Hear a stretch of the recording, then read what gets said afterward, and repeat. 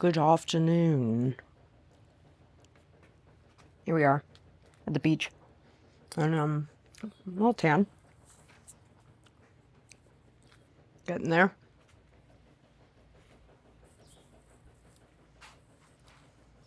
Alright. It's only May. May 2nd. A lot of birds out today. Bird gal over here. Animal gal. Check it out. Oh, no.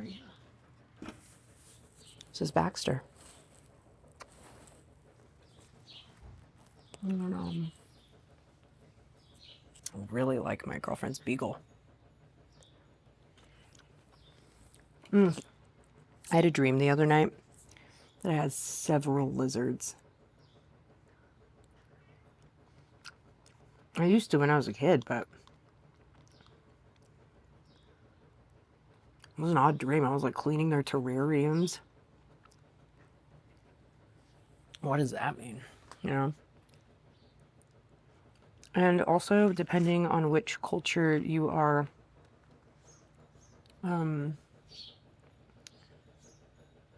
like using to decipher your dream, like dream translation, like it can vary like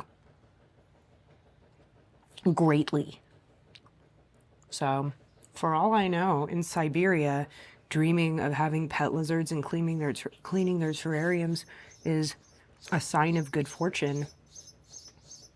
And then in Laos, it could be, I'm gonna die of ass cancer.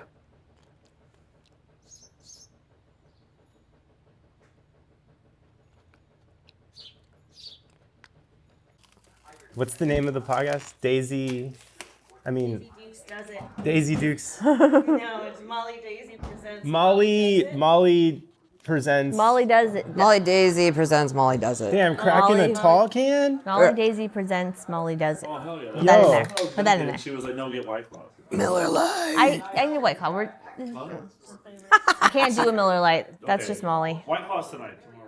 It says, welcome We'll to have tequila. Molly Daisy presents Molly Does It, where we dive deep into the evolving world of technology and artificial intelligence. All right. You gotta say it with a little more fervor than that. Well, Molly's the host. I'm not. I'm just. you're the I'm the co-host. co-host.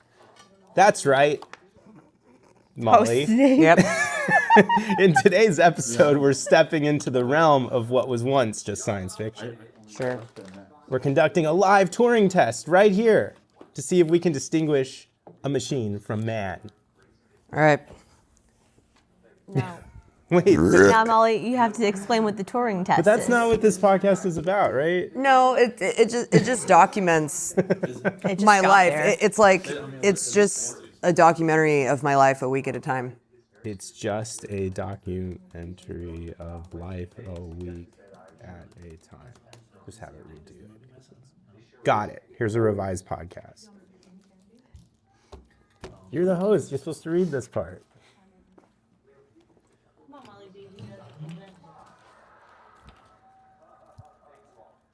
Host. Hello and welcome to Molly Does It, the show where we explore the intricate tapestry of everyday life, one week at a time. I'm Molly Daisy, your guide through the fascinating, the ordinary, and everything in between. I love that. That's really good. Today, we're taking a slightly different route through our weekly journey. We're delving into the world of artificial intelligence with a special focus. We're conducting a Turing test, a method designed by Alan Turing to determine if a machine can mimic human intelligence indistinguishably. Throughout this week, Indistinguishably. indistinguishably. Correct, See, this is where podcasts go wrong. You have a good podcast. Yeah, he does. you do. It does. No, you. Molly does. Oh, Yeah. thank you. Both of you. Well, she's a voice Oh, she's a actor. voice actor. Thank you. It's very good. Throughout this week, we've engaged a machine and a human in a series of conversations. Our challenge and yours, dear listeners, is to figure out who is who. Sounds like the Twilight Zone. How do we follow through on this? I don't know. We'll share excerpts from these conversations, insights into the origins and implications of the Turing test, and discuss what this all might mean for the future of human and machine interaction. It's a blend of technology, philosophy, and the human experience, all wrapped up in our documentary approach. So stay tuned as we uncover the subtle nuances of intelligence, artificial and otherwise. This is great. Music swells and fades out. That's what I'm here for. Note for the editor. Kenya. Does it keep going? Tell it to write more. Let's dive into this intriguing experiment. Say write the rest. What happens next? Yeah. Do you want to add any details? No. I didn't even say please. I feel I know. bad. I always say like That was very rude of you. No. This week, as we prepared for our Turing test experiment, we gathered a panel of experts in the fields of artificial intelligence, psychology, and linguistics. Well, obviously, that's us. Of course. They've been instrumental in setting up the conditions for our test, ensuring that our human and AI participants interact under strictly controlled conditions. Absolutely, but before we listen to the first conversation excerpt, let's quickly go over what the Turing test involves. Okay. Essentially, our judge, an expert in computational linguistics, communicates with two unseen interlocutors. The fuck is that? Yeah. Yeah. I wish I knew that word. Yeah. One human and one AI via text messages. Okay. The goal, to determine which of the two is machine based solely on their responses to various questions. It's a blind test of sorts, focusing on the content and quality of the conversation. Pretty basic. Yeah. How do we make this more funny? Oh, Let's- typing sounds. It says cue typing sound. Oh my God, there's more. Let's listen to the first excerpt. Here, our judge asks a simple question. What did you do last weekend? Listen closely. Okay, you. You're the AI.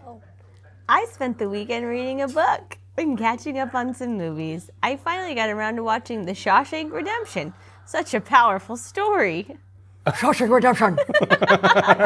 What is going on?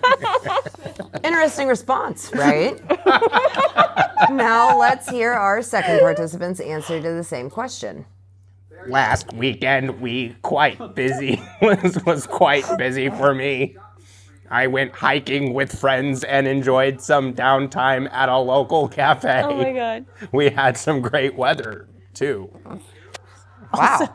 Wow. That sort of sounded like AI to me, but I'm not sure. For sure. Can't tell. With those responses in mind, it's time for a bit of analysis. Dr. Shawshank Redemption. Shawshank. Dr. Shawshank, can you shed some light on what we just heard?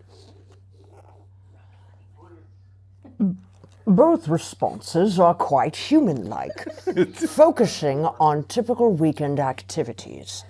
What we look for in the Turing test is not just the context, but how the responses are structured and the depth of emotional insight they convey.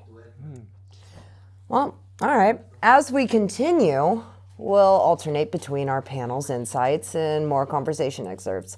But for now, let's switch gears a bit. We asked both our participants to describe a recent emotional experience. Here's what they said. I felt really overwhelmed last Thursday. I had a major project deadline at work, and it was quite stressful managing everything. Yeah, that sounds like it might be AI, but I'm just not sure. Sure. And here's our second participant's emotional recount.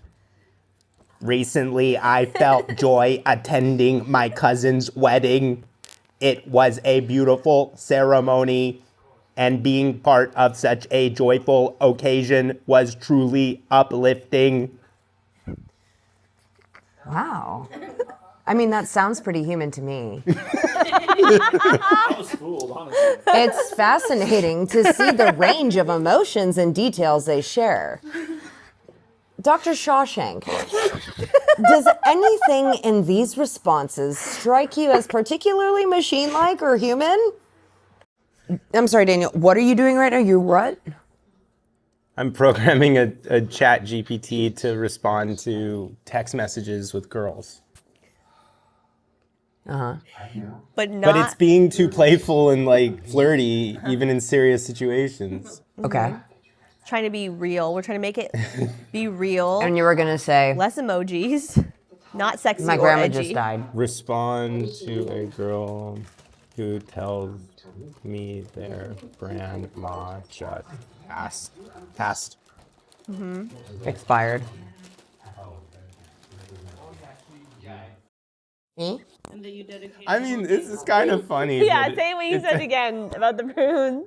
Damn, you. Plum crazy. No, it Oh, doesn't. oh. Tell him you actually ate too many prunes. I What's did. your story? You ate too many prunes? I did. Well, no, Sunkissed makes like a bag of prunes and it says don't eat the entire fucking thing. Like only eat like one serving, and I didn't. I ate the whole Hey, thing. well, sounds like you've got a wild night ahead. I had. If you need any company while you ride out the prune storm, I'm just a text away. Thank you. Wait, there's another one. Did that make you feel safe and Was it sexy heard? and edgy? Okay, oh wow, sounds like you're really living on the edge. Yeah. Should I send help, or are you planning to ride out the prune chaos solo? Oh, do you want me to come over? Should I come over while you have your post-prune day? No. It sounds like no. It sounds No, I mean, think I'm he's okay. I trying don't to get like sexy, this. though. I think I'm okay. Wait, ask a question. I that's don't not wanna about come over pooping. if someone okay, is pruned ask out. a question that's not about pooping. Someone's fucking pruned out. Fuck Daniel. Okay. Like not blacked out. I don't know what to tell it to be. I mean, I think that those responses are better than the other ones. Funny. Okay, it's better. Okay, but like